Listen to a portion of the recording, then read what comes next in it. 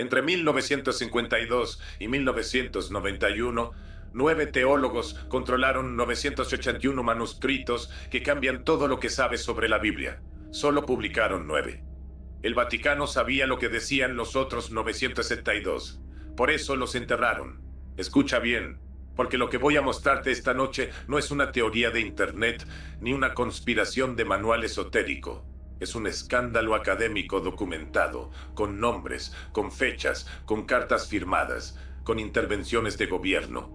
Un escándalo que ocurrió exactamente como voy a describirte y que casi nadie fuera del mundo académico conoce en sus detalles reales. Los manuscritos del Mar Muerto. 981 textos encontrados en cuevas del desierto de Judea. Textos que describen una religión judía sin papa, sin confesión, sin intercesión sacerdotal, sin ninguna de las estructuras que la Iglesia dice que Jesús instituyó. Textos que preceden al Nuevo Testamento y contienen figuras que se parecen demasiado a Jesús para que la Iglesia pudiera leerlos sin sentir vértigo.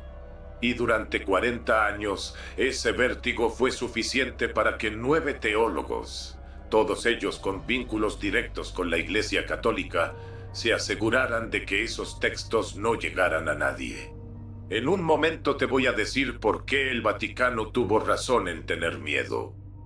Pero antes necesitas saber cómo empezó todo, porque el principio de esta historia es tan improbable que si no estuviera documentado parecería un cuento. Corría el año 1947, cuando un pastor beduino de la tribu Ta'amiré, Mohamed Etib, buscaba una cabra perdida entre los barrancos de Qumran, a orillas del Mar Muerto. Hay distintas versiones de lo que pasó exactamente. ¿Cómo entró en la cueva? Si la encontró de día o de noche, si tiró primero una piedra y escuchó el sonido distinto que hace el barro al romperse. Lo que todas las versiones confirman es lo mismo. En el interior de la cueva, envueltos en lino y sellados con tapas de barro, había jarrones de cerámica. Y dentro de esos jarrones, rollos de cuero cubiertos de escritura. Mohamed Etib tenía 16 años. Los rollos que encontró esa tarde son lo que hoy llamamos los 7 manuscritos originales de la cueva 1 de Qumran. Incluyen el gran rollo de Isaías, intacto, con más de 7 metros de largo. Incluyen la regla de la comunidad, que describe el funcionamiento interno de una comunidad religiosa que vivió en ese desierto sin sacerdotes vaticanos, sin papa, sin ninguna de las estructuras de intermediación que la Iglesia dice que Dios estableció para siempre. Cuando los especialistas vieron esos textos por primera vez, entendieron de inmediato que habían encontrado algo que cambiaba la historia del judaísmo y del cristianismo primitivo de manera irreversible. Hay 3 cosas que el equipo que tomó control de los manuscritos hizo durante los siguientes 40 años que nunca se contaron públicamente. La tercera es la que te importa. Pero primero, el descubrimiento completo. Porque no fue una cueva. Entre 1949 y 1956, arqueólogos y beduinos excavaron sistemáticamente la región de Qumran y encontraron 11 cuevas con manuscritos. 11. La cueva 1 con los 7 rollos originales. La cueva 3 con el rollo de cobre. Una lista de tesoros enterrados grabada en láminas metálicas que todavía no se ha descifrado completamente. La cueva 11 con el rollo del templo, el texto más largo de todos, que describe los planos de un templo diferente al que la Iglesia acepta como legítimo. Y la cueva 4. La cueva 4 de Qumran cambió la escala de lo que se había encontrado hasta ese momento de una manera que los especialistas tardaron semanas en procesar. En su interior había más de 15.000 fragmentos de cuero. Fragmentos de 500 manuscritos distintos, fragmentos que al ser ensamblados con paciencia durante años, iban a revelar textos que la Iglesia no podía leer sin incomodidad extrema. La cueva 4 fue excavada en 1952. Lo que salió de ella debió haberse publicado entre los años 50 y los 60. Estamos en el siglo XXI y todavía hay material que se sigue estudiando. ¿Por qué tardó tanto? Aquí empieza la segunda parte de lo que voy a contarte, y esta parte tiene nombres. El arqueólogo Dominico Roland de Vaux, de l'École Biblique de Jerusalén, asumió el control del equipo internacional de publicación de los manuscritos en los años 50. El École Biblique es una institución de la Iglesia Católica, no una universidad secular, no un instituto de arqueología independiente, una institución de la Iglesia. Le Vaux formó un equipo de trabajo de 9 especialistas, 9, todos hombres, todos teólogos o ligados a instituciones religiosas.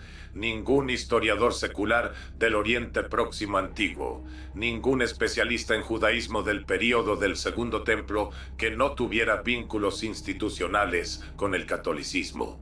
Y lo que es más significativo, ningún académico judío, en ningún nivel del equipo, para estudiar textos judíos escritos por judíos en hebreo y arameo. El equipo de Roland de Vaux no incluyó ni una sola persona de la tradición académica judaica.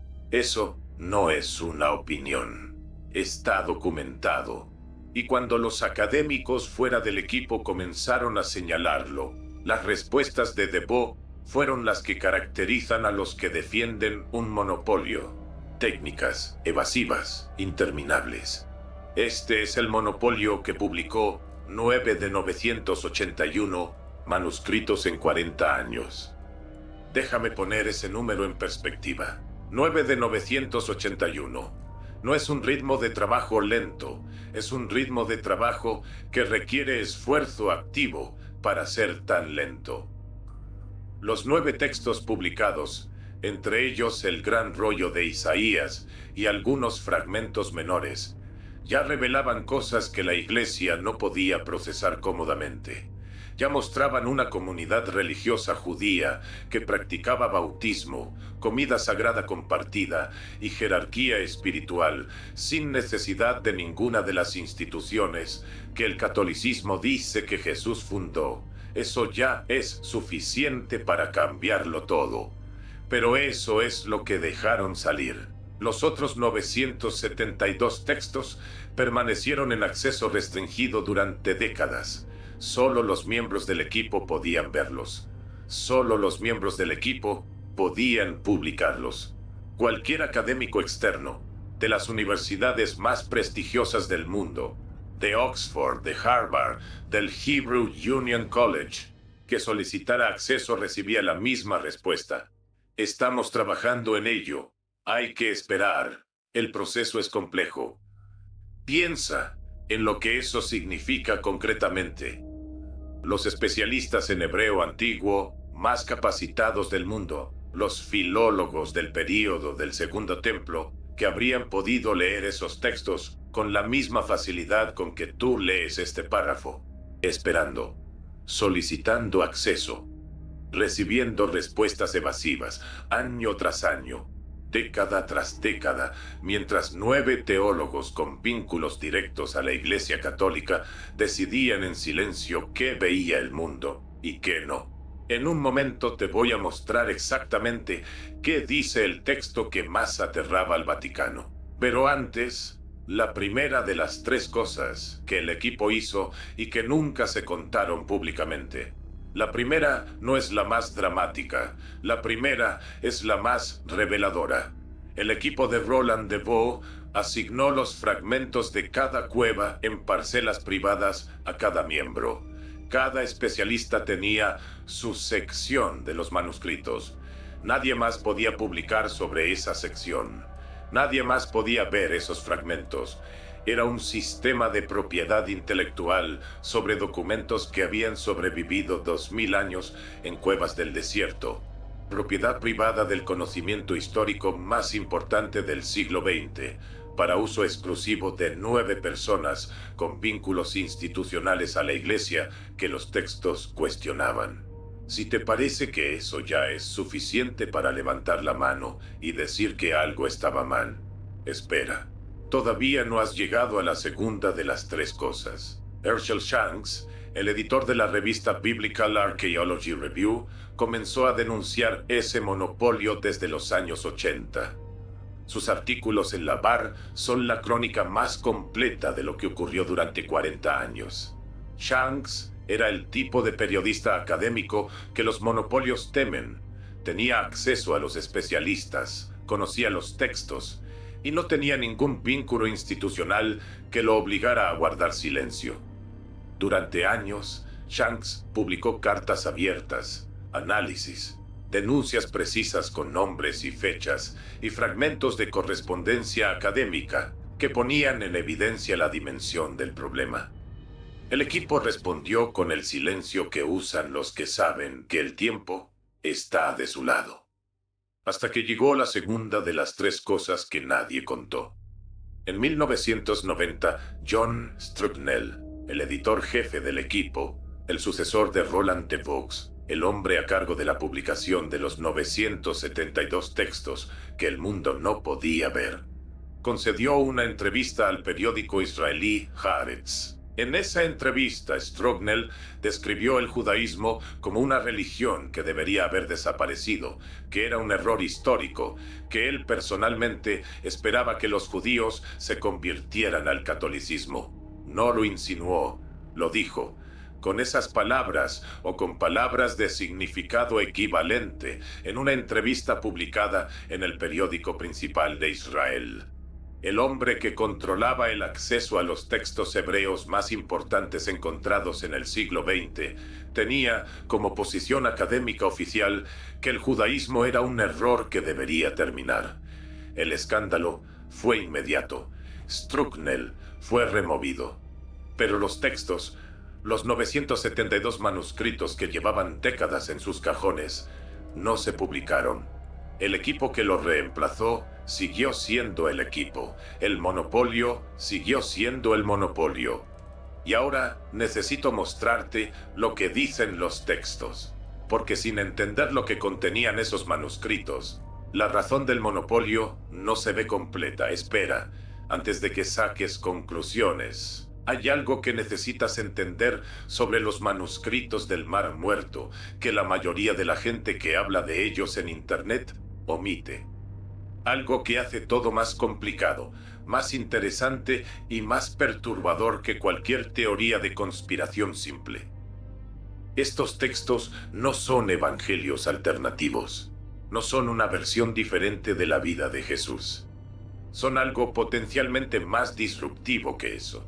Son el registro de una comunidad judía que vivió en el desierto de Judea en los siglos que preceden y coinciden con Jesús de Nazaret, y que había desarrollado de manera independiente prácticas y teologías que el Nuevo Testamento describe como instituciones que Jesús fundó de cero. La regla de la comunidad, 1QS, en la notación técnica, el manuscrito número 1 de la Cueva 1, texto S, es el documento de organización interna de esa comunidad. Lo que describe es esto: una comunidad que practicaba un bautismo de purificación ritual, que compartía comidas sagradas con pan y vino como expresión de comunión espiritual, que tenía una jerarquía de conocimiento espiritual por grados de iniciación, que esperaba un maestro que vendría a revelar la verdad, que se veía a sí misma como los hijos de la luz en guerra cósmica contra los hijos de las tinieblas. El bautismo como rito de iniciación espiritual. La comida sagrada compartida como acto de comunión con lo divino. El dualismo luz-oscuridad que estructura el Evangelio de Juan, el más tardío de los cuatro. La comunidad esenia, porque eso es lo que la mayoría de los especialistas identifican como los autores de Qumran. Tenía todo eso antes de Jesús, o al mismo tiempo que Jesús. O quizás, según algunos especialistas, con la implicación que nadie quiere pronunciar en voz alta, porque fue Jesús, fue durante un congreso de filosofía medieval en la Ciudad de México a principios de los años 2000, cuando escuché por primera vez algo que todavía no me he podido sacar de encima. No era un congreso sobre Qumran ni sobre el Nuevo Testamento. Era un encuentro sobre hermenéutica medieval, uno de esos congresos intermedios que no tienen el tamaño de los grandes eventos académicos, pero que por eso mismo generan conversaciones más libres, con la guardia más baja, en los pasillos entre ponencias. En uno de esos pasillos, durante el descanso de media mañana, me encontré conversando con un colega dominico que había estudiado en Jerusalén en los años 90. No en el École Biblique, en otra institución, pero con vínculos próximos al mundo académico que había rodeado los manuscritos durante décadas. Un hombre cauteloso, preciso en su lenguaje, del tipo que antes de decir algo lo pesa 2 veces. Le pregunté qué había aprendido sobre los manuscritos durante sus años en Jerusalén.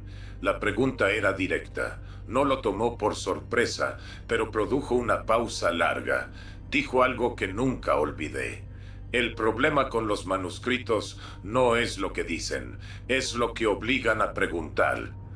Cambió de tema inmediatamente, con la velocidad y la naturalidad de alguien que ha aprendido que hay preguntas que se responden con una frase y no se continúan.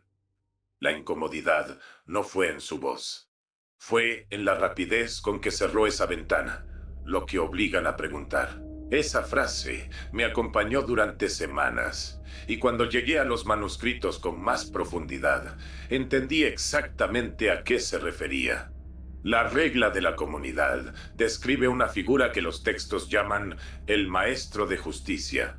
No un profeta menor, no una figura alegórica, una figura mesiánica, real, histórica, que lideró esa comunidad, que fue perseguida por las autoridades religiosas de su tiempo, que fue probablemente ejecutada.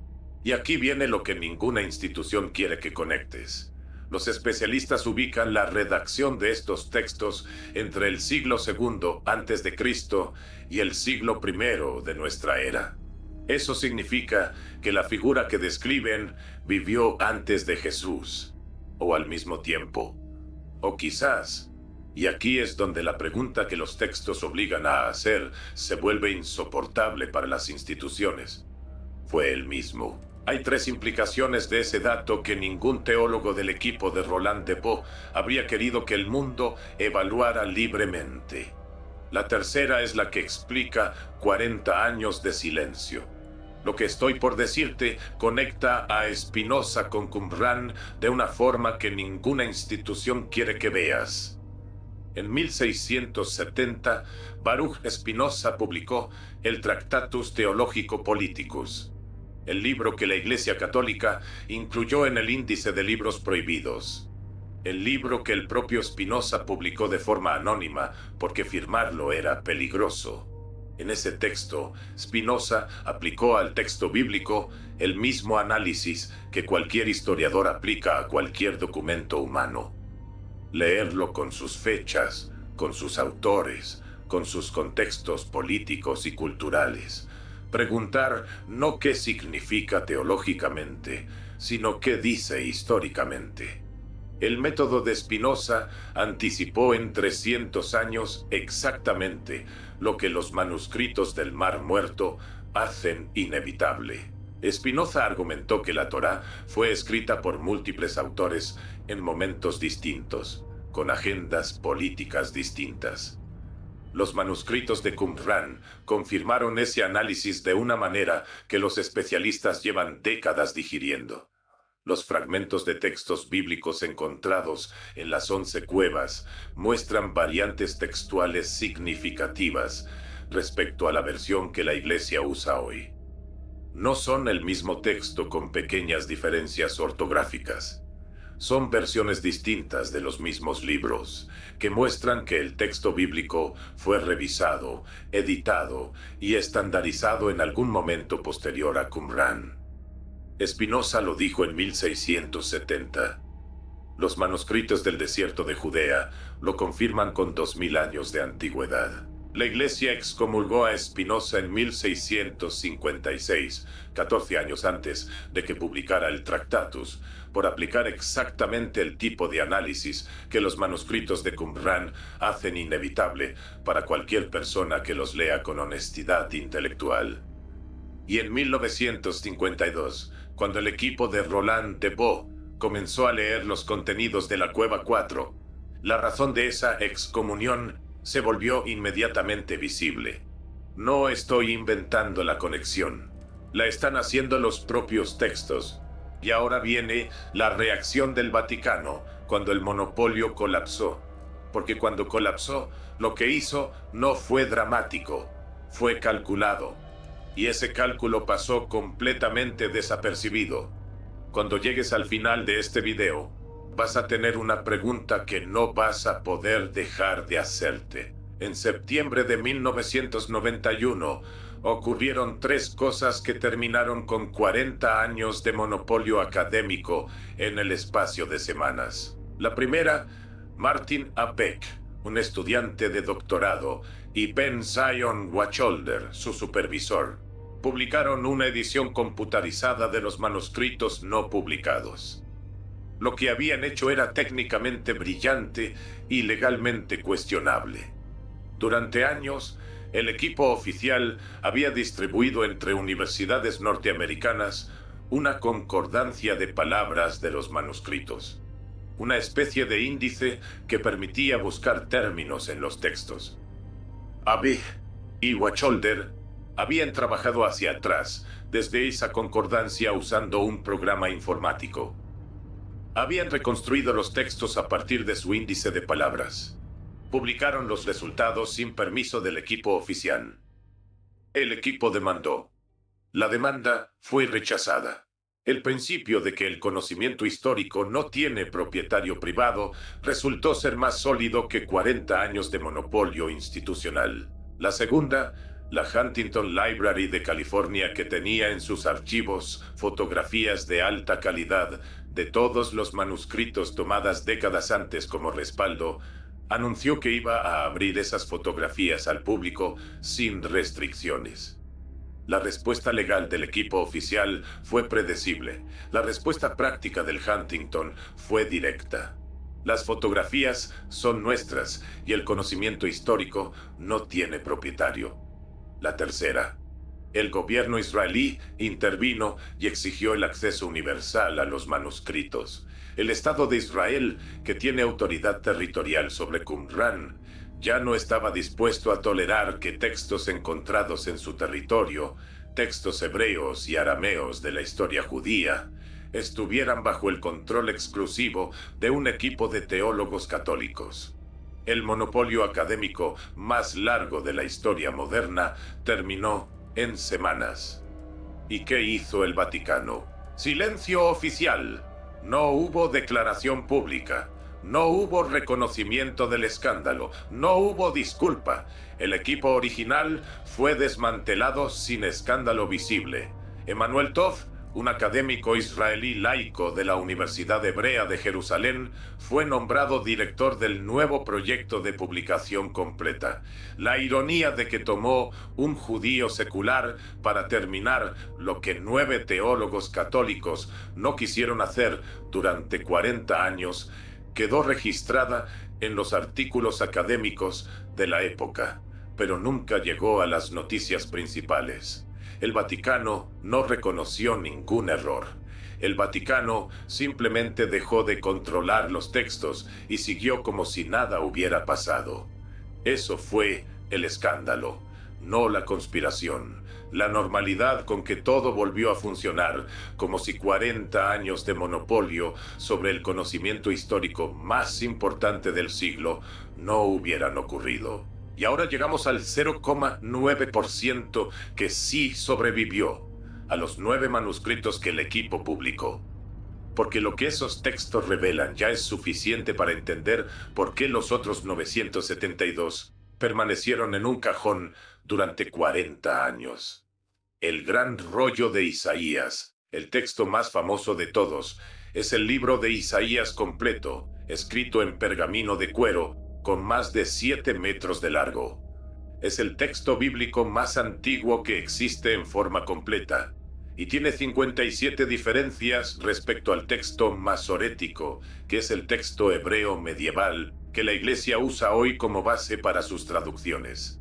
57 lugares donde la Biblia que conoces fue modificada después de Qumran. No son diferencias triviales de ortografía. Algunas son variantes menores, otras son palabras distintas. Algunas cambian el sentido de versículos que la teología cristiana ha usado durante siglos para sustentar doctrinas específicas. Emmanuel Toff documentó esas variantes con la precisión del filólogo que pesa cada palabra antes de decirla. Las variantes están ahí, no son opinión, son el texto. El Pesher de Habacuc, otro de los 9 textos publicados, es un comentario interpretativo sobre el libro bíblico de Habacuc. Y en ese comentario, la comunidad de Qumran describe al maestro de justicia con palabras que siglos de lectores han reconocido como descripciones paralelas al Jesús que aparece en los evangelios, una figura que enseñó la verdad, que fue traicionada por alguien cercano a ella, que fue entregada a las autoridades religiosas, que fue perseguida y posiblemente ejecutada, y cuyo mensaje la institución religiosa de su tiempo intentó suprimir. Una figura que describía exactamente lo que la Iglesia dice que solo Jesús fue, escrita en textos que los especialistas ubican entre 100 y 200 años antes de Jesús. Si estos 9 ya revelan todo esto, el bautismo sin sacramento, la comida sagrada sin Eucaristía obligatoria, el maestro de justicia perseguido, las 57 diferencias en el texto bíblico, hay una pregunta que los textos que el equipo publicó generan inevitablemente sobre los que no publicaron. ¿Qué decían los 972 que el Vaticano se aseguró de enterrar primero? Hay algo que he pensado muchas veces desde esa conversación en el pasillo del Congreso de Ciudad de México. Desde el día en que el colega dominico me dijo que el problema no era lo que dicen los manuscritos, sino lo que obligan a preguntar. Desde que comprendí que la pregunta correcta no era qué hay en esos textos, sino qué tipo de institución necesita 40 años para no publicarlos. Recuerdo la tarde en la biblioteca palafoxiana, cuando encontré por primera vez una referencia seria al escándalo de 1991. No fue cuando buscaba eso. Llevaba semanas trabajando en otra cosa completamente. Una revisión bibliográfica sobre hermenéutica medieval para un artículo que nunca terminé de escribir. En un estante lateral, entre revistas académicas de arqueología bíblica que nadie había tocado desde los años 90, encontré un número de la Biblical Archaeology Review de noviembre-diciembre de 1991. El ejemplar tenía las páginas ligeramente pegadas entre sí, del tipo de adherencia que produce el tiempo cuando un papel no se abre durante décadas. No abrí. El titular principal era de Herschel Shanks. La fotografía de portada mostraba fragmentos de manuscritos bajo lupas.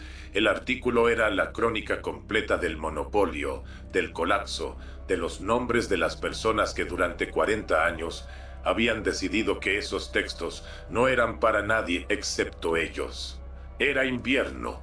La luz de diciembre en la palafoxiana entra oblicua por las ventanas coloniales, proyectando franjas largas sobre los anaqueles de madera oscura. Hay un olor en esa biblioteca que no existe en ningún otro lugar de Puebla. Papel viejo, piedra húmeda, el polvo específico de los libros que esperan décadas a ser abiertos de nuevo. El tipo de silencio que solo existe cuando uno está rodeado de cosas que saben más de lo que dicen.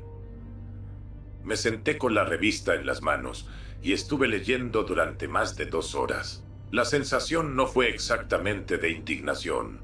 Fue algo más lento y más profundo. Fue la comprensión de que el sistema académico que yo había respetado durante 30 años de cátedra, el sistema de revisión por pares, de publicación abierta, de acceso al conocimiento como principio fundacional de la academia, también había sido cómplice. no activamente, no con nombres, con el silencio de los que sabían lo que estaba pasando en Qumran y eligieron no hacer las preguntas que habrían resultado incómodas para sus instituciones. Me costó trabajo procesar eso. Sigo sin haberlo procesado del todo, porque no es solo la iglesia la que falló en este escándalo, es la academia que debía vigilarla. Son los colegas que sabían lo del monopolio, que leían los artículos de Shanks, que en sus conversaciones privadas reconocían la irregularidad y que en sus publicaciones oficiales seguían citando al equipo de Roland de Buck con el mismo respeto que se le da a una institución legítima. Spinoza perdió su lugar en la comunidad en 1656 por hacer exactamente ese tipo de preguntas.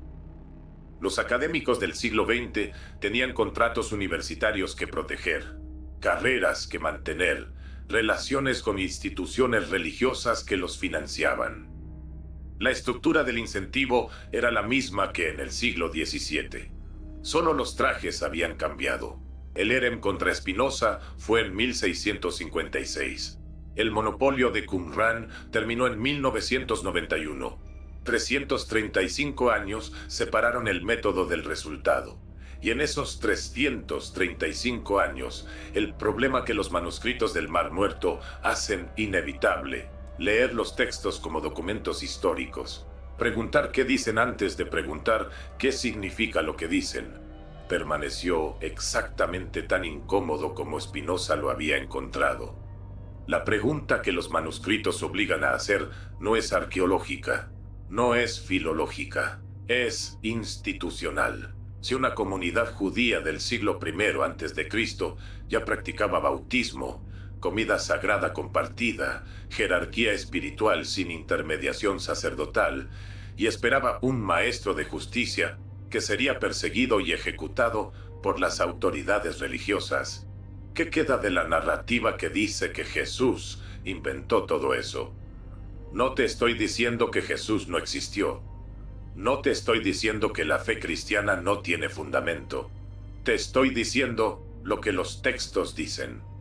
Y lo que los textos dicen es que las estructuras que el catolicismo presenta como fundadas por Jesús, de manera original, por revelación divina, sin precedente histórico, ya existían en el desierto de Judea décadas antes de que Jesús de Nazaret predicara en Galilea. ¿Qué decían los 972? Si los 9 que publicaron ya revelan todo eso: la regla de la comunidad, el maestro de justicia, el gran rollo de Isaías con sus 57 diferencias, los hijos de la luz y los hijos de las tinieblas.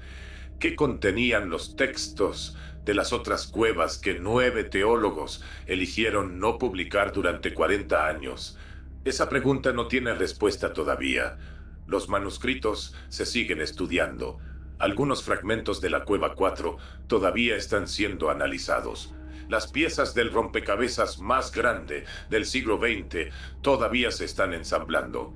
Pero hay una cosa que sí sabemos con certeza: si el 0,9% que publicaron ya cambia todo lo que sabes sobre el origen del cristianismo, sobre el bautismo, sobre la Eucaristía, sobre el Maestro de Justicia, sobre la novedad que la Iglesia dice que Jesús trajo al mundo, entonces el silencio sobre el 99,1% que tardaron 40 años en publicar no fue distracción, fue una decisión.